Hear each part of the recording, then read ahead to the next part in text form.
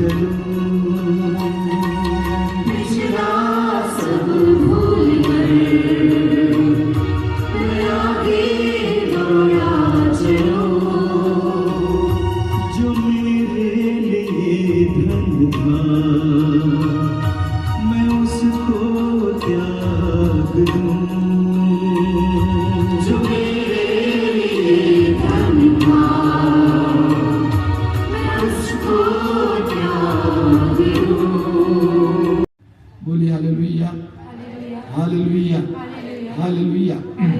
उत्पत्ति ग्रंथ के अध्याय 4 में हम पढ़ते हैं, उसके 5 और 6 में आदम और हेवा की संतान काइन और हाबिल। हाबिल ने ईश्वर को भेंट चढ़ाया और ईश्वर को पसंद आया। काइन ने भी चढ़ाया, लेकिन ईश्वर को काबिल की भेंट ज्यादा पसंद आई क्योंकि उसने सर्वोत्तम भेंट चढ़ाई। अब जब काइन ने देखा कि उसके भाई से ईश्वर ज्यादा प्रसन्न हुआ है तो उसके अंदर ईर्ष्या आई और उसके अंदर क्रोध आया। और वचन में लिखा हुआ है कि काइन ने क्रोध किया और उसका चेहरा उतर गया। काइन ने क्रोध किया और उसका चेहरा उतर गया। तो हमारी प्रार्थनाएं इसलिए सुनी नहीं जाती हैं क्योंकि हमारे अंदर क्रोध है, बैर है, दुश्मनी है। मत्ती का सुसमाचार अध्याय 5 वाक्य 23 और 24 हम लोग बार बार सुनते हैं। मत्ती अध्याय 5 वाक्य 23 और 24 में प्रभु यीशु कहते हैं, जब तुम भेंट चढ़ा रहे हो, जब तुम भेंट चढ़ा रहे हो और तुम्हें याद आए कि किसी को तुमसे कुछ परेशानी है तो तुम भेंट वहीं छोड़ दो, जाकर मेल मिलाप कर लो। मत्ती के सुसमाचार के अध्याय 18 में एक बहुत सुंदर दृष्टांत प्रभु यीशु सिखाते हैं। प्रभु यीशु ने एक दृष्टांत सुनाया, निर्दयी सेवक का दृष्टांत। एक सेवक जिसके लाखों रुपए का कर्ज मालिक ने माफ किया, लेकिन वही सेवक अपने सह सेवक के सैकड़ों रुपए का कर्ज माफ करने को तैयार नहीं हुआ। आप जरा सोचिए, आपके लाखों रुपयों का कर्ज आपके सर से उतारा जाए, माफ कर दिया जाए, तो आपके अंदर कितना आनंद आएगा, आपके अंदर कितनी आजादी का एहसास हो। इतिहास अध्याय 44 वाक्य 22 में प्रभु कहते हैं, बादल की तरह मैंने तुम्हारे अपराधों को और प्रातः के कोहरे की तरह मैंने तुम्हारे पापों को मिटा दिया। हमारे साथ ईश्वर ऐसा कार्य करता है। अय्यूब का ग्रंथ उसके अध्याय 14 वाक्य 17 में पढ़ते हैं।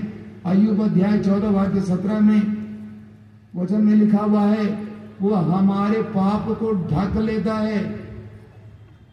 आदम और हेवा ने पाप किया, अपराध किया, वे नंगे हो गए, लेकिन ईश्वर उनके पास जाता है और उनकी नग्नता को छिपा देता है। यदि वह बैर बनाए रखता है तो उसे अपने पापों की क्षमा कैसे मिल सकती है। हाँ, हम लोग निरे मनुष्य हैं, इंसान हैं, पाप करने वाले। ऐसे लोग दूसरों को क्षमा नहीं करेंगे तो लेखक पूछता है, प्रवचन कहता है कि तुम ईश्वर से कैसे दया की भीख मांग सकते हो। ईश्वर तुम्हारे पाप और अपराध कैसे क्षमा करेंगे।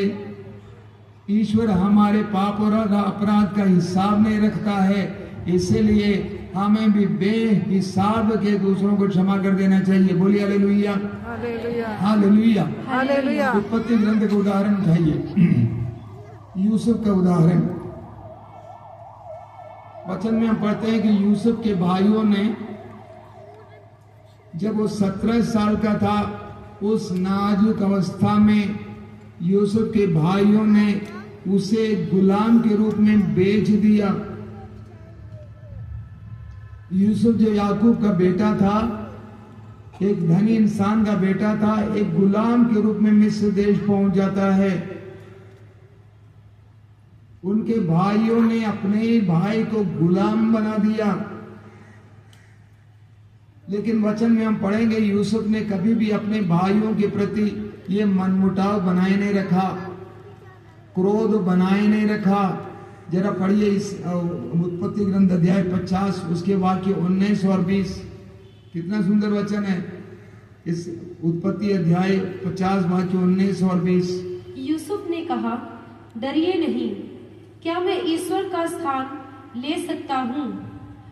आपने हमारे साथ बुराई करनी चाहिए, किंतु ईश्वर ने उसे भलाई में परिणत कर दिया। हाँ देखिए, यूसुफ सूरज के डूबने से पहले ही अपने क्रोध को कायम करें, शांत करें।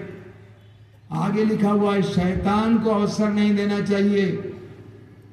आप जब भी अपने मन में क्रोध बनाए रखते हैं, आप शैतान को अवसर देते हैं और शैतान आपके अंदर कार्य करने लगता है। रात को सोने जाते हैं क्रोध में, गुस्सा में, तो वो आपके जीवन में कार्य करने लगता है, आपके मन में कार्य करता है। ईश्वर का जो अनुग्रह आपके लिए रुका हुआ है वो आपकी ओर बह नहीं पाता है, क्योंकि आपके मन में क्रोध बना हुआ है। इसीलिए संत पौलुस कहते हैं कि सूरज के डूबने से पहले अपने को शांत करो। जब हमारे अंदर क्रोध बना रहता है, पहला यूहन्ना अध्याय 2 वाक्य 9 से 11 पढ़िए, 9 और 11। पहला यूहन्ना अध्याय 2 वाक्य 9 और 11। जो कहता है कि मैं ज्योति में हूँ और अपने भाई से बैर करता है, वह अब तक अंधकार में है। जो अपने भाई को प्यार करता है वह ज्योति में निवास करता है, और कोई कारण नहीं कि उसे ठोकर लगे। परंतु जो अपने भाई से बैर करता है वह अंधकार में है और अंधकार में चलता है। वह यह नहीं जानता कि वह कहाँ जा रहा है, क्योंकि अंधकार ने उसे अंधा बना दिया है। उसका पहला पत्र अध्याय 3 वाक्य 9। आप बुराई के बदले बुराई न करें और गाली के बदले गाली नहीं बल्कि आशीर्वाद दें। हाँ। आप यही करने बुलाए गए हैं। लूकस 38, जिस नाप से तुम दोगे उसी नाप से तुम्हारे लिए नापा जाएगा। कोई आपको दुख दे, पीड़ा दे, गाली दे, आशीर्वाद देना सीखिए। जब आप आशीर्वाद देंगे उसी मात्रा में आपको आशीर्वाद मिलेगा, आपको प्रभु की कृपाएं मिल जाएंगी। मत्ती का समाचार अध्याय 5 वाक्य 44, मत्ती अध्याय 5 वाक्य 44 में प्रभु यीशु कहते हैं, जो तुम पर अत्याचार करते हैं उनके लिए प्रार्थना करो, अपने दुश्मनों से प्यार करो और जो तुम पर अत्याचार करते हैं उनके लिए प्रार्थना करो।